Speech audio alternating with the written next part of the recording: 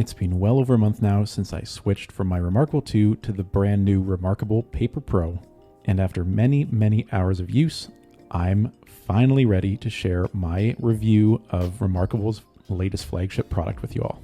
Now, if you haven't already seen my detailed breakdowns on the new reMarkable Marker Plus and the Type Folio for the Paper Pro, then you should click the links down at the top of the description below to watch those first, because I will be referencing them heavily throughout this review. But if you're still here, this is my long-term review of reMarkable's new Paper Pro. So first, let's talk about the Paper Pro's hardware. Now, I didn't think the reMarkable 2's hardware was poorly designed or anything like that, but the Paper Pro is certainly a step up in the hardware department. It's lovely to hold in the hand, it's lightweight yet sturdy, and it feels extremely well constructed, just as it should for what it costs, but we'll talk about that a little bit later on. Using the device, the software is snappier than the reMarkable 2, and generally it just feels faster overall, whether you're changing your tools or switching between documents. Everything is much faster than the old device. The main focus of the Paper Pro, though, is the new, improved, enlarged 11.8-inch e-ink screen. Not only does it give you more room to read and write your documents on, which is great, but it also features some new tricks. And in my opinion, these new features are going to be the make or breaks that determine if this product is for you or not. The reMarkable Paper Pro screen is now not only backlit, but it also supports color. This means you can use it in dim lit environments or even in the total darkness without missing a beat, something that you just could not do with the old reMarkable 2. And you can now view and create documents using color. For some people, like I said, these two features are going to be huge additions to your workflow and might be the sole reason why you upgrade or purchase the Paper Pro. But before you do, there are some caveats that you need to know about first. The display is indeed backlit, but don't expect it to be anywhere near as bright as a laptop or traditional tablet screen. reMarkable is all about taking the paper writing experience and digitizing it, so putting a screaming backlight on this device wouldn't have made sense. This, to me, is fine as far as the backlight is concerned. It's bright enough for use in the vast majority of cases, and it allows you to use the Paper Pro just more frequently overall. But where they should have and could have improved the backlight implementation is on the new Type Folio case. The backlighting doesn't get all that bright on the Type Folio, but the big miss is that they've only added backlighting under some of the keys, which is a really weird decision for a mobile keyboard. Only the letter keys themselves are backlit. Your Enter, Shift, number keys, and arrow keys kind of have a faint glow around them, but the markings in the key themselves are not cut out, so there's no backlighting on them at all. This is fine for something like the spacebar. It's large, it's always in the same spot, but on mobile keyboards, and this one is no exception, those keys on the left and right side are smaller, they're more condensed, and being able to see them in the dark sometimes is necessary to ensure perfect usability. I don't understand why they didn't just cut all of the caps for the keys and make them all backlit. It seems like such a strange decision, and for the price of this new Type Folio case, it's just a very confusing design choice. Next, we have to talk about the color display, and right off the hop, I love that you can now read and view color documents on this product. This always felt like a missed opportunity on the reMarkable 2, and the implementation here on the Paper Pro is pretty solid. Now, when viewing color documents on the Paper Pro, there is a bit of a washing out effect that can be seen, but this is kind of a given for an e-ink display. Don't expect the Paper Pro's display to give you super vibrant or super vivid color reproductions on it, but for the vast majority of use cases, I think it does a very good job. The experience of creating in color, on the other hand, still needs a bit of work from reMarkable's end, and I think they could probably fix it with some software updates. For starters, I mentioned this in my initial hands-on, but they've limited you to the colors that you can actually draw or highlight using. You only get to choose from 9 colors, and some of those 9 are odd choices. You have black, gray, white, blue, red, green, yellow, cyan, or magenta. Especially considering with that color washout that's happening on this display, reMarkable should have just given you a color picker or color wheel tool and let you choose whatever color you want, especially because the colors aren't going to be 100% accurate to the selection anyway. knowing that this display can reproduce just about any color you throw at it, the software limitation just doesn't make any sense. It just seems like a cop-out from the development team. I do really hope that they'll take this restriction off or change it in a future software update.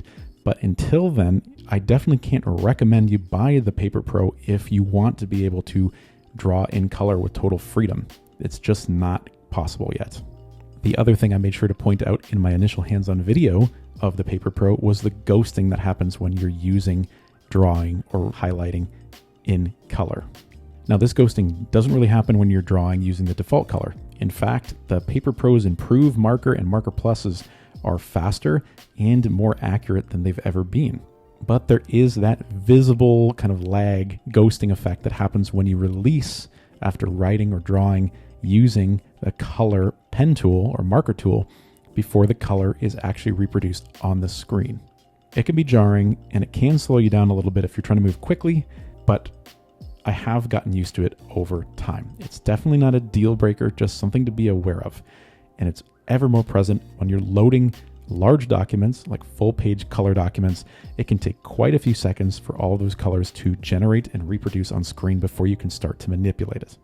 So then, the Paper Pro, it's faster, better built, better looking. It has a backlight on the display for more use cases now, and it can do color. So it must be a slam dunk of a product, right? Well, that depends on how big your budget is at the moment and how desperately you really need that display tech. For starters, the reMarkable 2 is still available and it's still a solid device overall. And not only does reMarkable want a heck of a lot more money for the Paper Pro than the reMarkable 2, but none of the accessories are backwards compatible between them. The Paper Pro itself is 929 Canadian dollars. But you can get a reMarkable 2 for 629 Canadian dollars, and they also are now selling refurbished ones for $599, so it's about 40% less. The biggest problem for me is that none of the components that you've already bought for your reMarkable 2 can be used on the Paper Pro. The new Marker and Marker Plus models have internal batteries in them now, which are charged when they are clipped onto the side of your Paper Pro. Now, this does help reduce latency during use, but it means that they cannot operate the reMarkable 2. And similarly, because the Paper Pro is now quite a bit larger than the old reMarkable 2, your old type folio case doesn't work on this device either. Neither do any of the standard book folios for that matter. So that means for me, having upgraded from a reMarkable 2 with a Marker Plus and a type folio, I paid a total of 1,270 Canadian dollars, which is pretty much the cost of a brand new iPad Pro. And while I do like and appreciate what reMarkable is trying to do with their line of products, and that's why I've continued to purchase in and invest in their products and accessories, I don't know if the Paper Pro is good enough to justify its Pro label and its price point. I'm all for the distraction-free typing and writing experience mantra. It's the main reason I bought the reMarkable 2 years ago in the first place. And reMarkable has been pretty good about shipping consistent software updates and tweaks, albeit mostly fairly minor over the years, like adding Cloud Sync to Drive and Dropbox or some new drawing and writing tools. But I can't help but feel like at this point, you've got a device that is the same price as an iPad, and it still can't do anything else. I wouldn't go so far as to say that adding something like a calculator or even a world clock to this device would ruin the distraction-reduced ecosystem that they've built.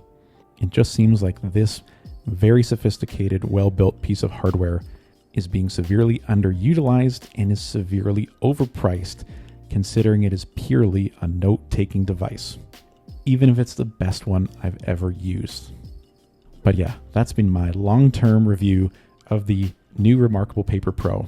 It is absolutely the best device in this class if this is what you want it to be able to do, but I do feel like it is severely overpriced for what it can do at this moment. Hopefully, reMarkable will continue to ship software updates and make this product better and better and better, because I did feel like the reMarkable 2 that I owned for years and years got better and better over time. But now this is a significant jump up. You're asking people to pay almost twice as much out of the gate to be equipped the same way as you would with a reMarkable 2. It's time that the product started acting and doing twice as much as the reMarkable 2 could. And I don't think that just adding a backlight and color support is enough to get it there. But that's just my opinion. What do you guys think? Let's have a conversation down below as always. Do you want or have the reMarkable Paper Pro, or are you a current reMarkable 2 user and you're just going to stay the course and continue to use the product that you've already got? I'm looking forward to hearing what you guys have to say. Thank you for watching this video, and we'll see you again soon in the next one.